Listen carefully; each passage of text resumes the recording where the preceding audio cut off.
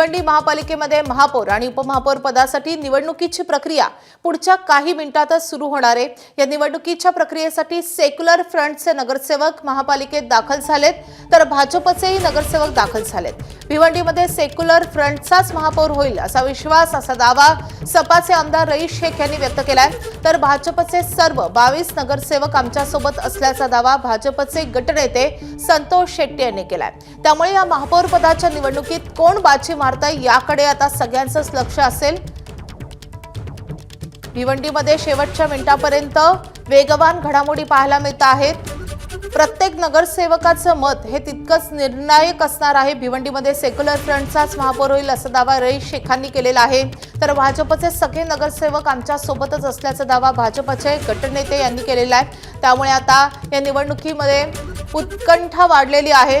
खरं तर महापौर हा काँग्रेसचा होणार, सेक्युलर फ्रंटचा होणार की भाजपचा होणार याकडे सगळ्यांचं लक्ष आहे। भाजपनं देखील व्हीप जारी केलाय, तर काँग्रेसनं नारायण चौधरी यांच्या नावानं व्हीप जारी केलेला आहे। आपले प्रतिनिधी अक्षय भाटकर आपल्या सोबत आहेत। अक्षय, आता पुढच्या 2च मिनिटात या निवडणुकीच्या प्रक्रियेला आता प्रत्यक्षात सुरुवात होणार आहे। एकूणच ही प्रक्रिया कशी असणार आहे आणि या अनुषंगानं सध्या महापालिकेत काय घडतंय?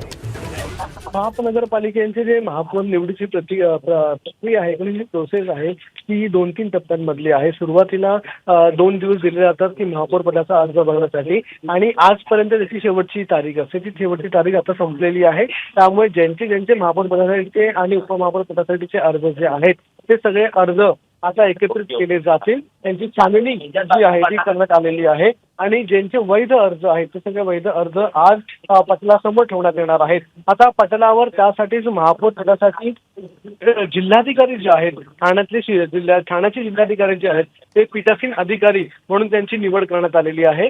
तर पीठासीन अधिकारी म्हणून जिल्हाधिकारी आता थोड्याच वेळात त्या मधली जी खुर्ची आहे त्या मधल्या खुर्चीमध्ये बसणार आहेत। त्यांच्या बाजूला ठाण्याचे आयुक्त, भिवंडीचे आयुक्त बसतील, आणि त्यांच्या बाजूला जे आहे ते आणखीन एक अधिकारी हे पीठासीन अधिकारी म्हणून बसतील। मात्र पीठासीन अधिकारी म्हणून ज्यांच्याकडे आज ही संपूर्ण प्रक्रिया करण्याचे अधिकार दिलेले आहेत ते ठाण्याचे जिल्हाधिकारी आहेत। आता ज्यावेळी प्रक्रिया सुरू होईल त्यावेळी बरोबर 12 वाजता हे सगळे जे अर्ज आहेत ते सगळे अर्ज एकत्रित केले जातील, आणि पीठासीन अधिकारी 15 मिनिटांची सुरुवातीला वेळ देतील। या 15 मिनिटांच्या वेळेमध्ये कोणाकोणाचे अर्ज जे आहेत ते मागे घ्यायचे यासाठीचा हा 15 मिनिटांचा वेळ असेल। आता 12 वाजता जर ही प्रक्रिया सुरू झाली तर साधारणतः 12:15 पर्यंत अर्ज मागे घेण्यासाठीची ही वेळ असेल, आणि अर्ज मागे घेण्याच्या 15 मिनिटाच्या वेळेनंतर ज्या लोकांनी अर्ज मागे घेतले नाहीत त्यांच्यामध्ये महापौर पदासाठीची निवड केली जाईल। नक्कीच अक्षय, या संदर्भातले अपडेट तुझ्याकडून जाणून घ्यायचेच आहेत। मात्र या निवडणुकीच्या काही वेळ आधी सर्वपक्षीय नेत्यांनी नेमक्या काय प्रतिक्रिया दिलेल्या आहेत किंवा काय दावे केलेले आहेत आपण जाणून घेऊयात। नेमकं काय राजकारण होणार आहे? राजकारण काय, महापौर होतोय, सेक्युलर फ्रंटचा होतोय, तुम्ही बघा ते। आणि भाजपचे जे नगरसेवक तुमच्याबरोबर आलेले होते, सांगितलं होतं नारायण चौधरी, तेच महापौर होणार का की काय? नेमकं आता फ्लोअरवर बघा जे होईल। बस फ्लोअर मॅनेजमेंट कशा प्रकारे केलं? फ्लोअर मॅनेजमेंट फ्लोअरवर असतं, इथे नसतं। तुमच्या म्हणजे त्यावर तुमचा खूप मोठा पगडा आहे असं सांगितलं। तुमची भूमिका काय आहे समाजवादी पक्षाची? तुम्ही शिवसेनेसोबत राहणार? सेक्युलर फ्रंटचा महापौर होतोय, सर्वांना अभिनंदन द्या।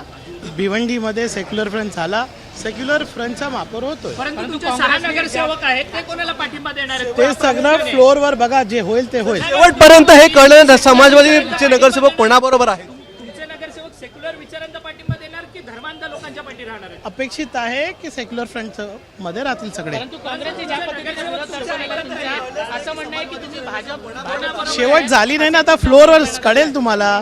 परंतु तुमच्या नगरसेवकांना तुम्ही राजी केलंय का? काँग्रेस राष्ट्रवादी सगळं फ्लोअरवर कळेल। परंतु काँग्रेसने या ठिकाणी तुमचा विरोध दर्शवलेला आहे, तुम्ही भाजपची बी टीम आहे। काँग्रेसही नाही केलाय, काँग्रेसही नाही केलाय, यांनी तुमचा विरोध एक व्यक्तीने केलाय, एक व्यक्तीने केलेला आहे।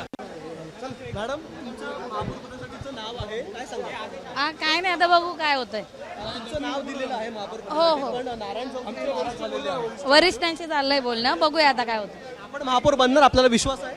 बघूया आता, ते नंतर कळेल थोड्या वेळात काय होतंय ते। आपल्याकडे पूर्ण संख्याबळ आहे? संख्याबळ पूर्ण आहे का? असं काही नाहीये, थोडंसं मतभेद प्रत्येक पक्षात असतो, ते कळेल तुम्हाला। नाही नाही असं काही नाही नारायण चौधरी त्यांना थांबवता का नाही आलं? सगळी गणितं जुळवायचा प्रयत्न केला, पण भाजपमध्ये थोडंसं सेनेमध्ये याच्यामध्ये सगळे वादवाद चालू केले, आपसमध्ये फुटाफूट चालू केली लोकांनी आणि त्यामुळे ते सगळं घडलेलं आहे. आता काय आता अजून काही लोक इकडे काही लोक तिकडे सगळे पाहिजे पाटलांना सत्तेपासून रोखण्याकरता हे समीकरण आखलंय की काय? नाही, असं काय कोणाचंच हे नाही ना. पण सेनेला सोबत घेतलं असतं तर तुमचं नगर सेनेला आम्ही तर 12 दिवसापासून सांगतो, 15 दिवसापासून, पण सेना यायला तयार नाही. परंतु दबक्या आवाजात चर्चा आहे की भाजपकडनं काही रिस्पॉन्स मिळत नव्हता. रिस्पॉन्स का आम्ही सगळीकडे आम्ही कॅम्प लावला, कॅम्पमध्ये बोलवलं, कोणी यायला तयार नाही. आता ते मुद्दाम कोणी एबीपी माझा, उघडा डोळे बघा नीट.